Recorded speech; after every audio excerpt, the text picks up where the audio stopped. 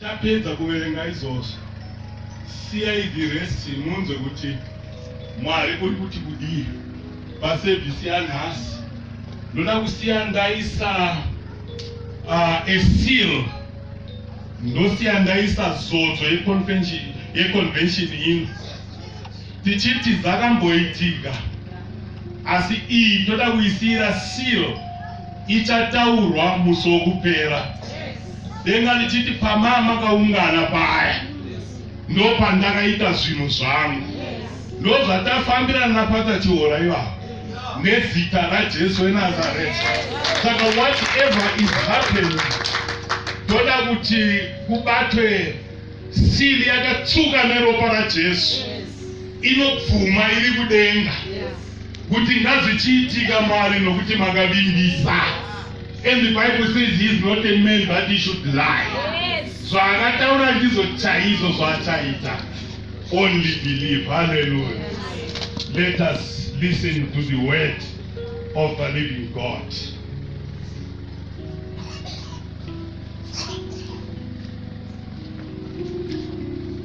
The prophet Zechariah. The prophet Zechariah, chapter number 1. I'm taking just 4 verses from verse 18 to verse 21. Umbono womprofeti ngezimpondo ezine labakhandi. Zechariah chapter number 1 verse 18 to 21 akabata shona. Ngesindebele kuthiwa ngaphakamisa amehlo ami ngabona impondo ezine, ngathi kuso isithunywa esasikhuluma lami, kuyini lokhu na? Sangiphendula sathi, lalela ulalelisise, lezi zimpondo ezachitha uJuda lo Israyeli le Jerusalem. Inkosi yangitshengisa abakhandi abane, ngase ngisithi laba baze kwenzani na? Yangiphendula yathi, leziya impondo zachitha uJuda kwaze kwasweleka lo yedwa ongaphakamisa ikhanda. Laba bakhandi bezile ukwesabisa izizwe lokwephula impondo zezizwe ezaphakamisela impondo zazo ilizwe lakoJuda ukulichitha. Ichechi yonke kayithi amen. Amen. Tereresa inyaya iyo yechiverengwane shona.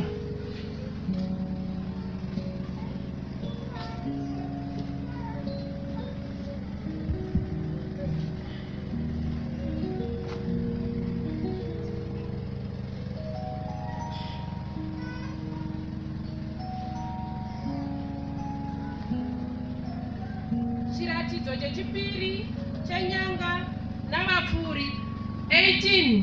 Zvino ndakarinzira meso angu ndikatarira, ndikaona nyanga ina.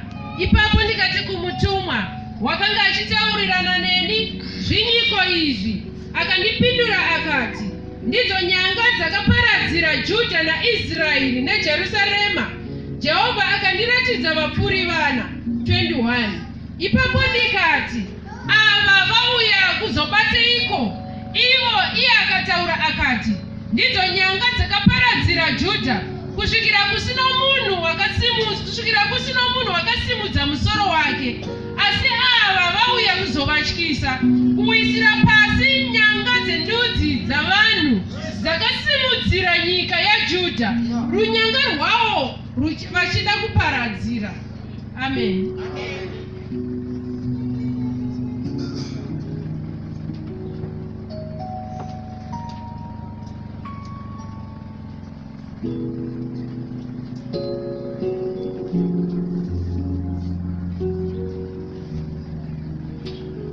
Kune divine connection Theme yomsangano uno inechekuita nekudila nevanoparadza destiny dzevanhu. Vana baba nana mai mubatisise nyaya. Kana tichiti toda kudila navo, it means tinofanira kuzvikwanisa at whatever cost. I want to suggest nezita raJesu kuti atirambe kuti kune zviri kuitika, it's common knowledge. Ana Nebukadnezar vakambopinza vamwe mukati mechoto chemoto unoparadza. Kuna vanhu pasi pezuva vanonzi ma-destiny destroyers.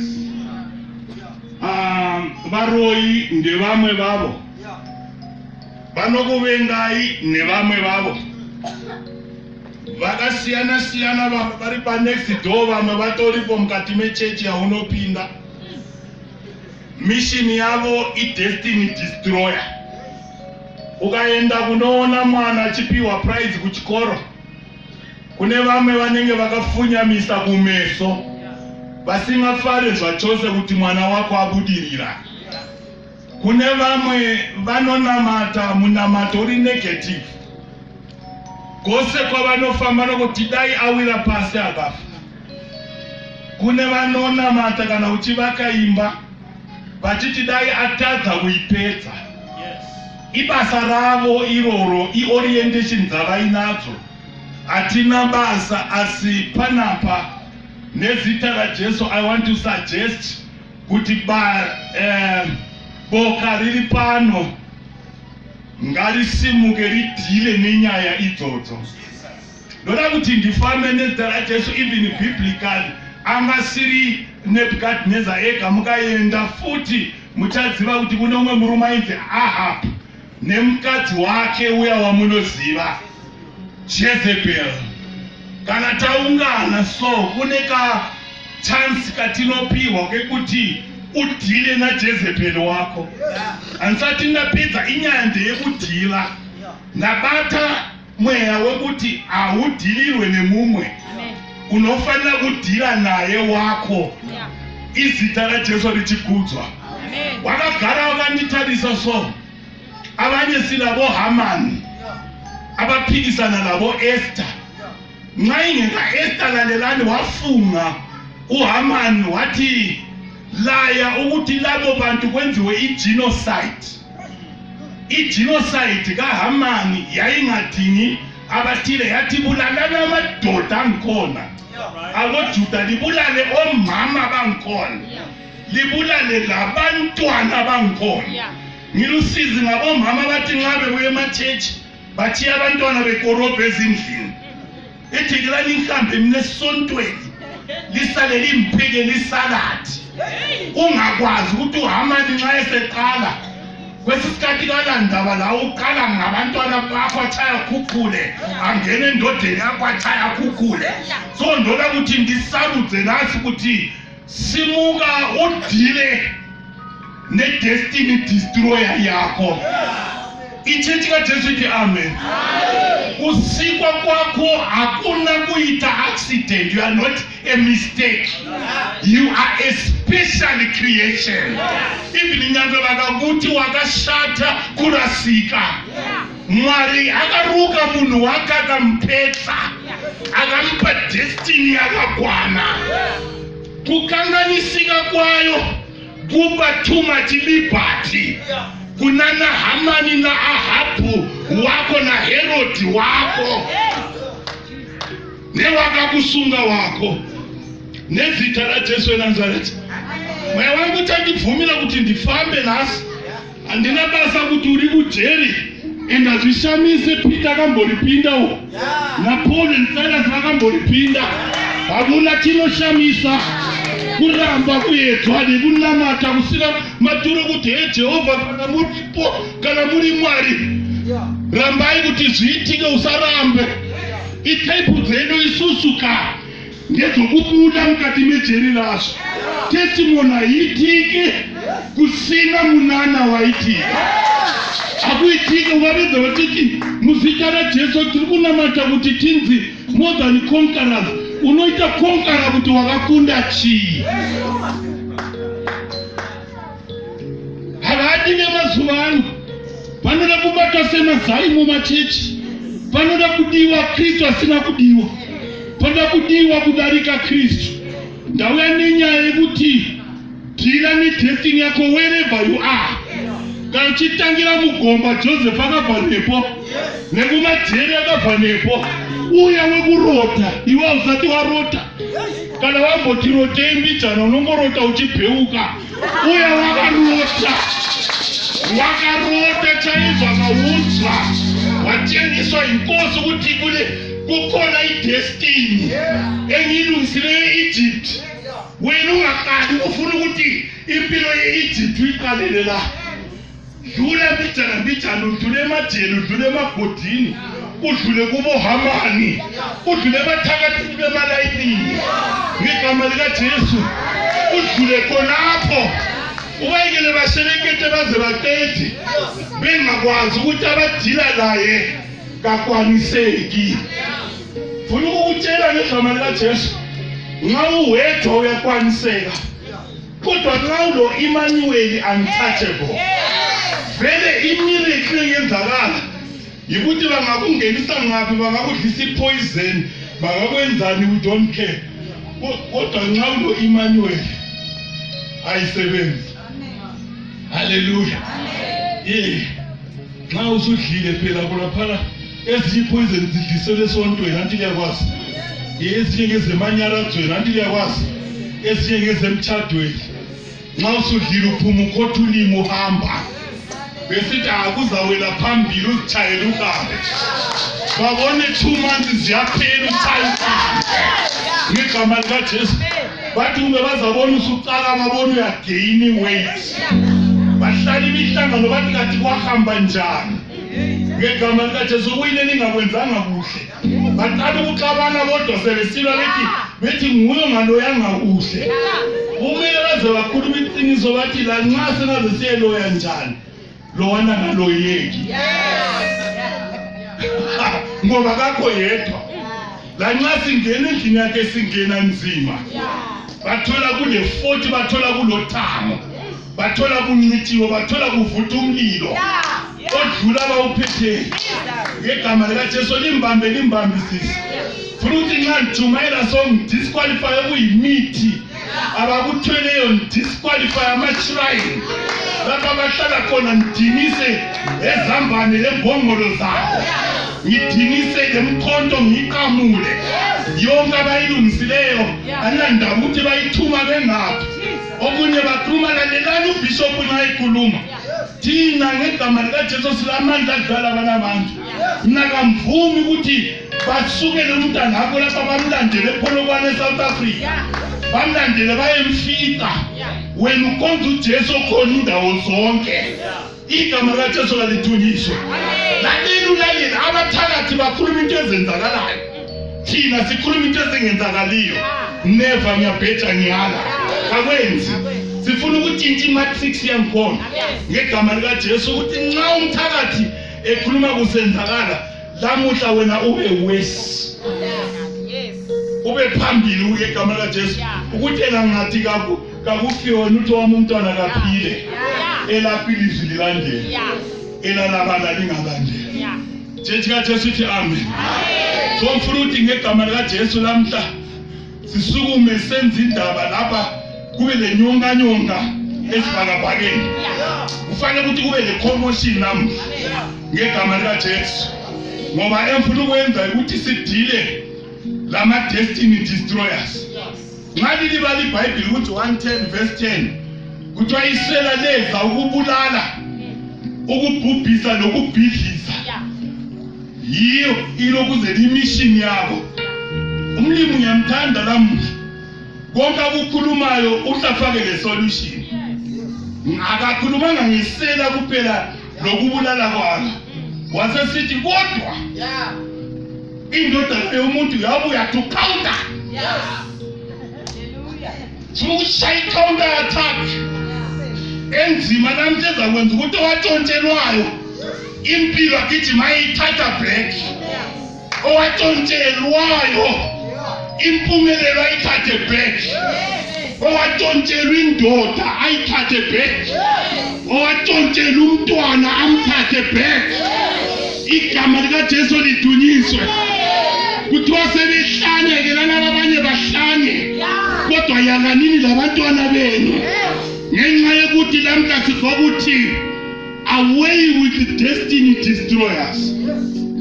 So imessage yami ngegama likaJesu ithi umprofita uZekaria wabona asafuna amatshetshi abaphonga usonta nje bengaboni uJesu uthi lilamehlo kodwa sibona abantu abaphuza kubona izinto abangela discerning spirit ngabechurch lamhla ngifuna ukuthi libanjwe ngumoya wechiprofiti nxa uprofita eqala uthi ngasukumisa amehlo ngabona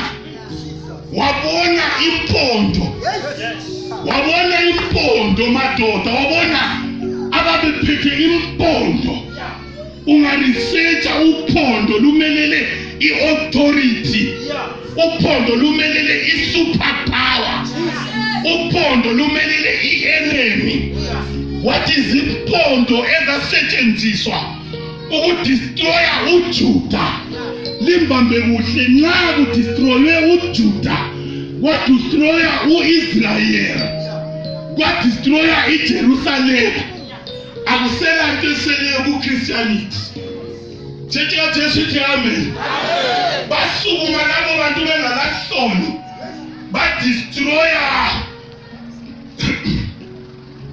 uJuda wonke so mfuna ukuthi lamhla mfakazi ukuthi ezizinto ngazibona zisenzakala noma ungumKristu kakuqali ngawe kwaqala ngoJuda Chethi kaJesu ithi amen leJerusalem ababethi lanxa babethandaza babethilika bakhangela eJerusalem lo mthokotho wawuhlala eJerusalem kuthiwa yizo kanye impondo ezakhulela zadestroya abantwana bakaNkulunkulu uJuda loIsrael.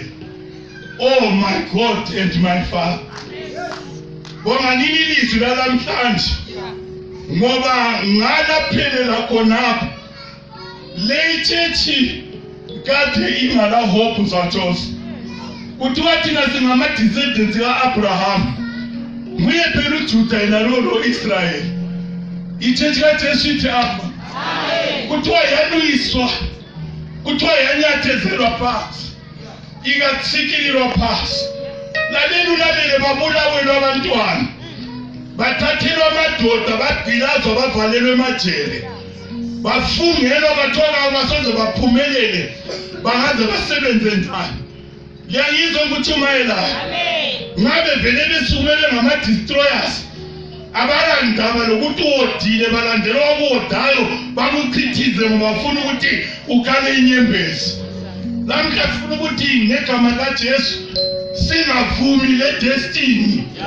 sibheje ngegazi likaJesu sithi ngenxa kaJesu ngabasoze bayidestroy ngalezo sizathu Reverend Mafumo itheme yami lamhla ithi send a destroyer to destroy the destroyer ngegama likaJesu kangali mfumile i-destroyer ikhona angangali ke lemzini wakho engcenye sebangena egazini lakho engcenye bakhona bantwana bezikolo ngezengqondo zokufunda babambile babheja bathangaza kubhadalela imali bazothenga inkomo kasozenze lutho lo mthatho balamandla okubamba bakwazi ukubhejela useseyintombazane eli-12 years bathi kungaze kukhule kakusoze kwende bathi kungaze kukhule kuzadlaliswa ngabantu afuna ukukhuluma namuhla kule destroyer leBhayibheli liqinisile litho njalo lithi wathi eqotho ezulwini wawela ngaphi wawela phansi endekazanga try soft landing wawa wathi takla washaya ngekhanda inyawo phezulu waqamuka walimala imbambo lezi namhlanje uyakhefuzela uthi engizamthola ngiyabulala, uthi engizamthola ngiyagqilaza. We are dealing with somebody who is wounded. We are dealing with somebody who was humiliated. We are dealing with a destroyer. So ngegama likaJesu ngibuye le message ethi siphakathi kwelizwe elilama destiny destroyers. Send a destroyer. Eyethi destroyer ibuya ishaya kuthiwa i-counter attack. Ithutha ngelinye ikhona besalibele. Ngegama likaJesu ebuya ukuzodestroya. I-destroy. Chethi kaJesu ithi amen. Ubuya eyi-destroy. Ukuzodestroya. I-destroy. Ngiyangizwa yini? Ngegama likaJesu kwaqala i-destroy. Yenza imisebenzi yokudestroy. Kwase kuthunywa i-destroyer. Ukuzodestroya. I-destroyer. Chethi kaJesu ithi amen. Hallelujah. Send a destroyer. That is my prayer. Angilandaba ukuthi impondo zakhona ngobani. Ngabe i-Roman Empire kayidiliswe. Ngabe i-Medo-Persia kayidiliswe. Ngabe i-Egypt kayidiliswe. Engikubonayo yikuthi uphondo olwadestroyayo lwathunyelwa olunye uphondo ukuludilisa. Ichethi kaJesu ithi amen. Ngimzwile kakhulu Zekariya kuthiwa ngathi laba besibili ngoba kwathiwa yilabana abayenza insimbi. Ngoba nxa kubuye uphondo lufuna ukukrashwa ngensimbi. Ichethi kaJesu ithi amen. Bona bana kanye amasmith ababamba insimbi labantu babonakala sebethutha amangalisi. Bathutha labo bengangaki beyi-4 ngoba impondo zaphuma zingaki zingu-4. Ngiyamthanda uJesu. Lapho ngifuna ukuthumela ivangeli letithi 4:30 ukuthi noma yikuphi akwenzayo uSathane uNkulunkulu uyareact. Akulandaba ukuthi ukwenze ngaphi kodwa angakwenza kuphela uThixo uyareact. Wahlala phansi kona lezulwini wathi kasithumeli oyedwa kuphela laba abensimbi. Kuthiwa yini ngesithiwa laba besenza izinsimbi? Ama-blacksmith. Angithi thank you very much for that. Lathi lokho ndifihlelo lona lelo. Impondo zahamba. Ikhathi lezulwini yathi kwahamba ezingaki. Kwathiwa kwahamba 1 kwathiwa sukuma ulandela. Ngegama likaJesu eNazaretha. Ngokuthi lo lana bakhamba ukuyadestroya ngalizwi iBhayibheli. Uthe yena wadestroya idestiny ka-Israyeli. Kwaze waswelela noyedwa ovusa ikhanda. Uyakwazi ukuthi singaba yitshetshi enye eyezithutha ezinyathelwe zaqedwa. Kwaswelakala noyedwa ovusa ikhanda. Uthole kuswelakala noyedwa othi asithandazeni. Uthole kuswelakala noyedwa othi ngokukholwa. Kuswelakala noyedwa othi devil enough is enough man. Elalamhla ngifuna ukuthumela ngegama likaJesu. Asafuna ukuthi uhlekela la uSathane ngafuna iprotocol. uSathane ufuna umlahlela izandla. Uthi sekwamele tshiyana nomntangami mani. Tshiyana nomuzi wami mani. Ngegama likaJesu waseNazaretha. Alandaba mina ngegama likaJesu ungavumi. Lanxa wabulawela umntwana esiswini. Kulabanye asebavuma ukuthi amina kadluli 5 months. Okwami bafele eziswini. Ngegama likaJesu lenga ngiqeda duo. Ngabu lolutho lwaphuma elizweni lobumnyama. Lwathi abantu bakhe bonke bafele emathunjini. Lamhla ngibuye le-blacksmith. Elandela khona lapho ifilithi never. Ngegama likaJesu waseNazaretha. Ngoba ngikubonayo yikuthi lapho kwahamba khona i-destroy kumele kulandele i-destroy. Chethi kaJesu ithi amen. Lapho kwabhidizwa khona i-destroy kumele kubuye uJesu azodestroy. literally he was manifested in order to destroy the works of darkness. Asivumenini thina ngegama likaJesu ukuthi nxa basethwa ilandmine endlini yakho sibuyele blacksmith ehamba ilandele lapho kwafaka khona ilandmine ithi kakusebenzi lokho. Ungangizwa ngikhuluma ngikuli-level ngegama likaJesu lithi iBhayibheli we fight not against flesh and the blood. Sesizondile sesingena kumazinga sesingena kuma-level sesitshintsha ama-level sesibamba kungabonakaliyo sesibamba kwakhulunywa ngabantu sesithukulula izifungo zabakaphika bulima bathi itazwifi zwayitika tiri kutotawula sokuthi sichayitika chethu muzita la Jesu. Listen to our prayer, my Father. Send the destroyer. We can't run away at this type here. Let's tell Jesu. Anyone not to tell them Peter Garova, Mono no Father Mujel. Acts of the Apostles, chapter 12. Agazulali Ramanda Wama Atanjiti. Busiga right there.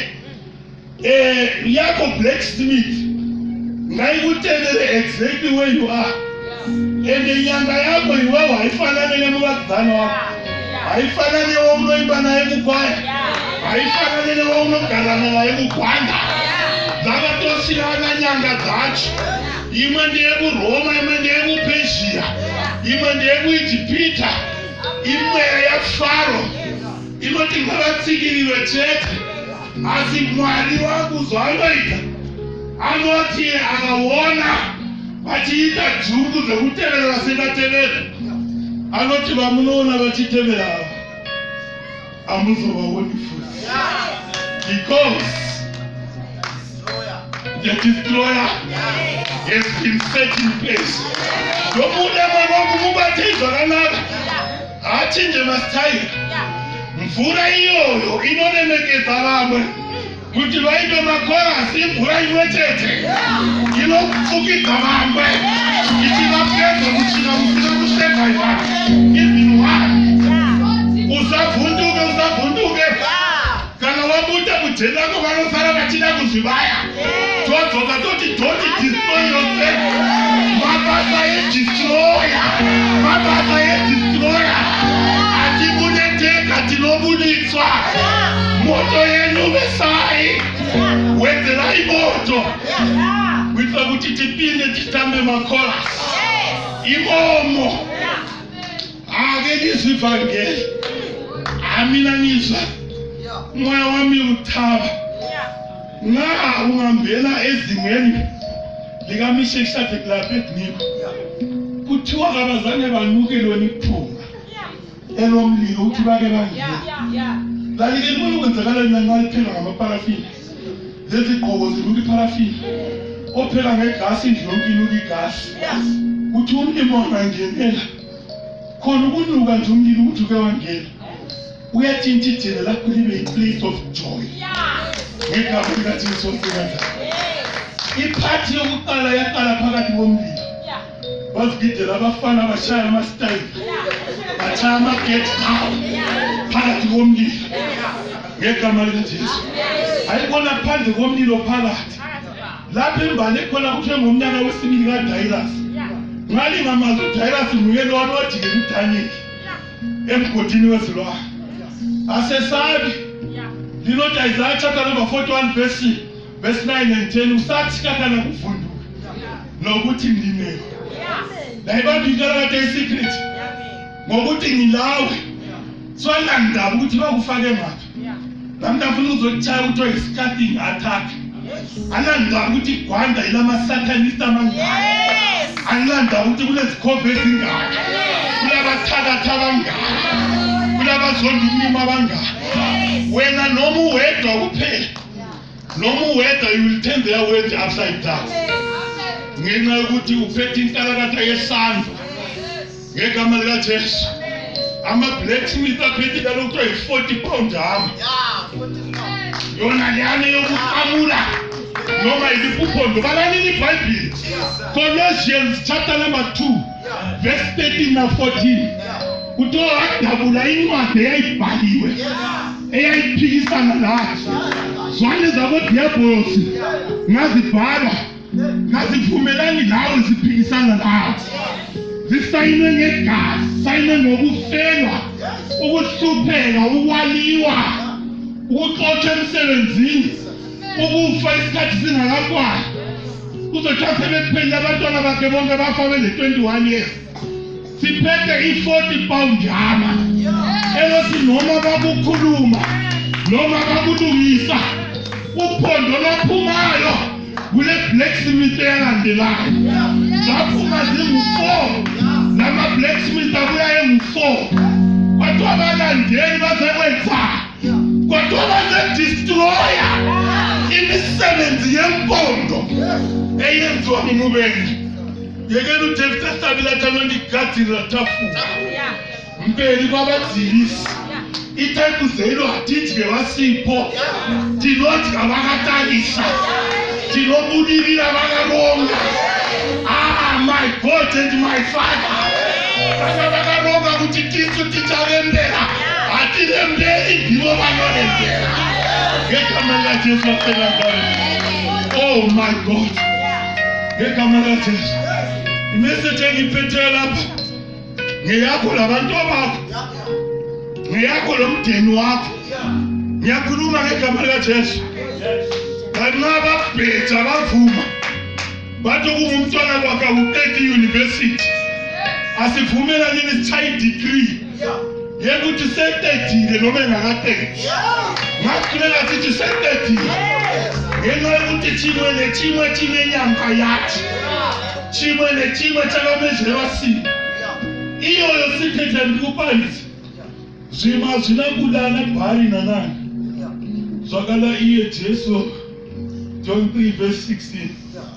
For God so loved the world that he sent his begotten son.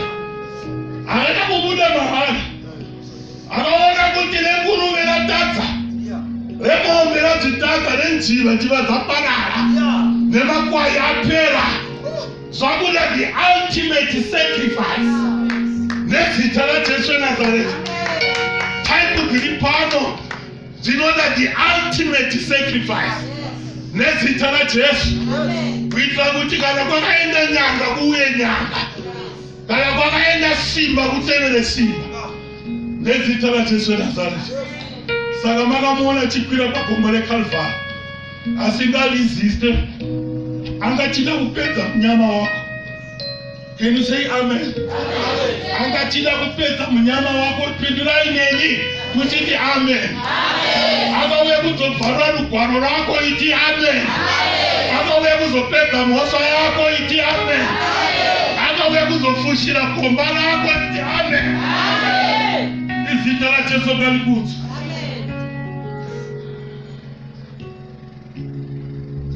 Wakabuda 4 wakatuma 4. Ndoda kusimudza musoro yakatsikirirwa pasi. System yaSatani kubvira kuEgypt ndeyekutsikirira vanhu nekuvashandisa overtime nekuvatorera kodzero dzavo nokuvadzimaiza murima renyika ino nokuvashandisa kunge matoyi ivo vasiri matoyi. Nezita raJesu. Can you catch the spirit now? Yes. Kana blacksmith yerudzi rwako yasimuka ichibva kudenga aiende kwese kwese inokutevera where you are, right where you are. Mukadidza ndichiparidza ndakadai so musafunge kuti kupfeka nered kunaka kwazvo. Kune hondo dzinosimuka dzinopenga dzine nharo. Ende vanhu ivavo ndo vakabata mapiki ekucherera mwana wako. Havanyari havane basa nazvo. Nezita raJesu Kristu ukaona ivo vachiuya kunhamo kwenyu vaya kuzokonfirma kuti tabudira chaizvo.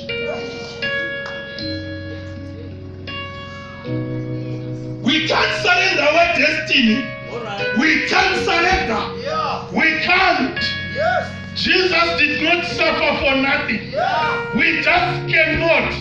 In the name of Jesus Christ. Toda kubata vangeli nenharo. Kuti Mwari mune chipi nechipi chakaitwa. Ndauya neblacksmith yangu. Mumwe nemumwe nesituation yake. Handina basa kuti vakakuteya nei. Vakakucherera gomba rudzi. Wherever you are, it's now one. Oh my God. Kana iri one nyanga yacho. Imagine a blacksmith. Hakuna noziva. Pamba kumusha wenyu hakumutse msoro. Nokuti zvakaitika kuJerusalem. Havana kunyara temberi yaJehovha. Manje Bible mazanoita kudzivira kuti miri yenyu temberi yaMwari. Kana vasina kunyara Jerusalem. Vakatomugarai kuti ngaanamate tione tichamuparadza chete. Ende ndine garantiitaura namadhimoni ndichivabvunza mibvunzo vachindipindura. Havadi kuti uve neutano hwakanaka. Havadi kuti uve nemari. Havadi kuti ubudirire. Saka password yavo minyama yakasiyana siyana. Vanongogadzira marudzi akasiyana siyana. Saka ndikuti nyanga idzodzo nhasi hokoyo. Dzose nyanga idzodzo nedzimwe dzakatumwa musati mazvara. Zvakatangira kumatemberi. Zvikati uyai nemwana iyeye pano. Vakamuturika, vakamutambudza, vakamugatidza masimba enyanga dzavo. Makapiwa penge kuenda kunochera mvura zvazi muroona mhanya. Mwana ndosara naye. Zvavakasara vachiita uzvizivi. Saka mwana wako achiremerwa like this. Saka mwana wako achifoira like this. Saka mwana wako achishupika. Tagadzirwa service yekudhila nemadestiny destroyers. Yekuti tinovaziva zvimwe zvakazviisa muropa. Zvimwe vakazviisa mupfungwa zvazi nepfungwa takabata. Hakuna kwaanoenda. In the name of Jesus. Match your situation. Ne-blacksmith yako. Match your situation. Ne-blacksmith yako usatembe ne-whistle. Ingori church. I-whistle ka. Ingori church. Vanotenda kuna Mwari vanorarama mu-whistle. Nezvituta zvinorarama mu-whistle.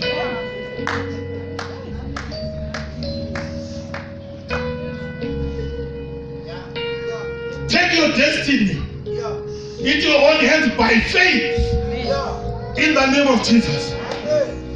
Nasi toda kutaura nazo kuti warusa nekuda kwetimu yatina.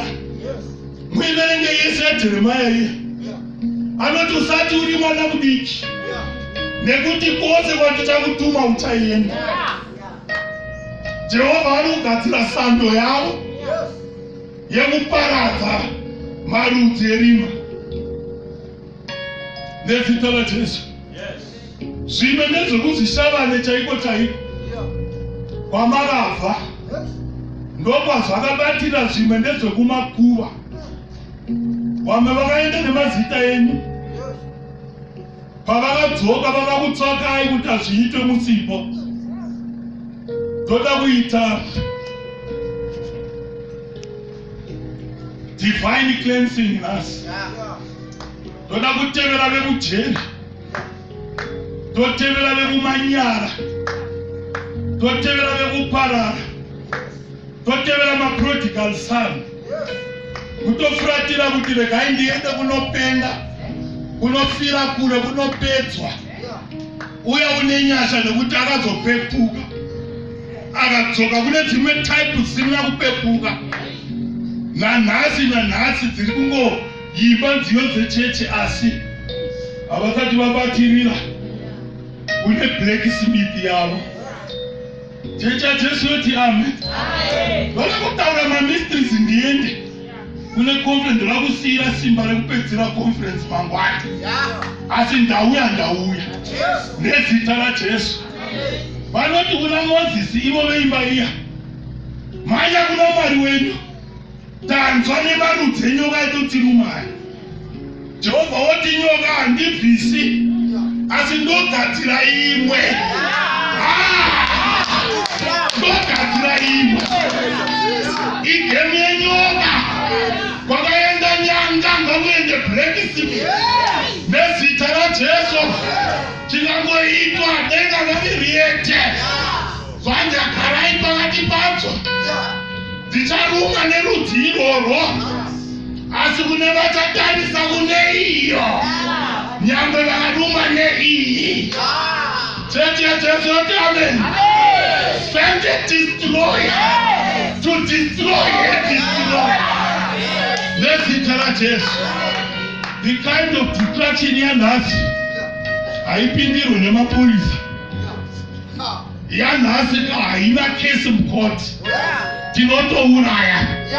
Kana tauraya tinodestroya ivo nevana vavo nekuti ndivo vakazvidanga. Vakati vana baba vedu vafe, vakati madzimai edu afe, vakasanzwira nevana vedu tsitsi. Saka isusu tovaregererei totouraya nyoka dzacho nemazai adzo nezita raJesu. Send the destroyer to destroy my destroyer. In other words, I'm saying, after this convention, you are beyond the distraction. Saka in Romans chapter number 8 verse 1, ichiti hakusisina kuraswa kana kuti hakusisina kupiwa mhosva kune vari muna Kristu Jesu. Haleluya, haleluya. Nokumwa mwana nditore mvura yangu apa. Zita raJesu ngandikuti. Message of hope. Kana vakaisa mazai acho pasi pepilo, send it this way. Thank you.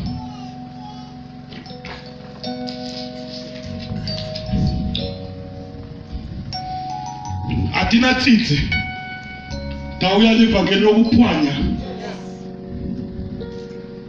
siyaqobotisa, siyabulala, siyagwaza. Isaiah chapter number 54 verse 17. Utakuna chombo chawakagadzirira chichabudirira. Ukaona chichibudirira Jesu hapo. Ukaona chichibudirira, destroyer yako haisati yauya. Vachiri kukudestroya madira. In the name of Jesus. Ndoda kusimudza prophecy yekuti ndina basa kuti zvakaitwa nani. Ndauya ndakabata rejection yekuti kana kune chakabuda ndauya kuzobudisa chinotevera chakabuda. Nekuti chipi nechipi chine nyanga yacho, chipi nechipi chine blacksmith yacho. Nezita raJesu weNazareth, ndoda kuti muite ka monitoring situation kekuti where are you. Tinogona kufunga kuti tinewe muchechi usipo. Tinogona kufunga kuti wakafa kudhara iwe, kuti uri mupenyu wewe wakafa kudhara. Zvimwe zvoda kuti nyangwe kune 4 days Jesu atevere kuguva. Nekuti akasaenda kuguva unongoramba wakafa. Chimwe nechimwe ivo vakafunga kuti afa. Jesu akati I am the life. Because he was the life, he went to the grave where there was death and they pronounced the life, and instantly Lazarus was alive again. Saka kuna chiri beyond nezita raJesu. Nehonye chaidzo dzakarinzwa inzwi raJesu dzikatiza dzikati Lazarus hachadyiki. Power in the name of Jesus. Tichakana kuvhunduka, we are a super power. Akaimba vakomana vati I am a winner in Christ my Lord. I am a winner. if I am in the Lord. Like a soldier in the army, I'm set for war. I am a winner in Christ my Lord. I'm a winner this Sunday. I am a winner in Christ my Lord. I am a winner if I am in the Lord. Like a soldier in the army, I'm set for war. I am the winner in Christ my Lord.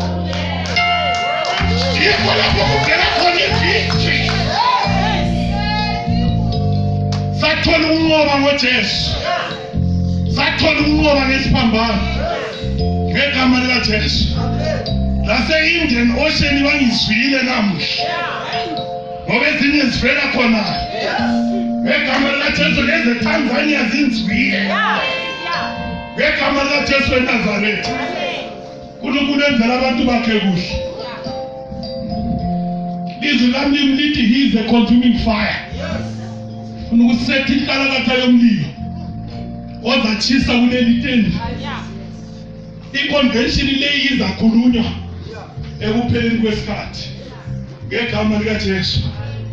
Ufuna ukuthi uvisit inhliziyo yakho nxa kule stress, kulamandla alingana stress yakho la. Nxa ulomkhuhlane, kulamandla alingana lomkhuhlane wakho la. Nxa kulempi kaFaro, kulenye ekaJehova. Thetha sithi amen. Usathane wayeyedwa, wathunyelwa futhi uJesu oyedwa. Kakuhluphi ngegama likaJesu. Sifuna ukutshaya ngesando se-blacksmith. Sifuna ukukrasha impondo zonke ezavuselwa wena ngegama likaJesu waseNazaretha. Deuteronomy chapter number 28 verse 7. Owabuya ukuzolwa nawe wabuya ngendlela eyodwa, kodwa bazabaleka ngendlela ezisikhombisa ngegama likaJesu. Nxa isidukile ibhomba kaThixo, lima senzele kuhle. Xa likwazi ukusukuma, sukuma kimi.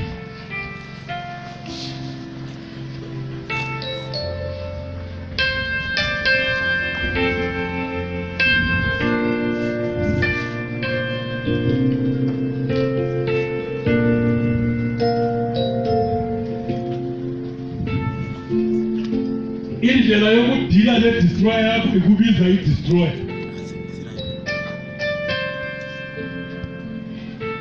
Sifuna ukudeclare i-nuclear holocaust phana. I-Armageddon. Yes. Impi ezatshiya amakhanda ababeki benyu giqika phansi. Khangelani ngapha ngegama likaJesu.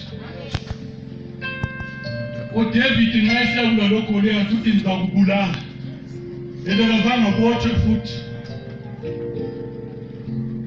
Ngoba umoya wempi ngowempi.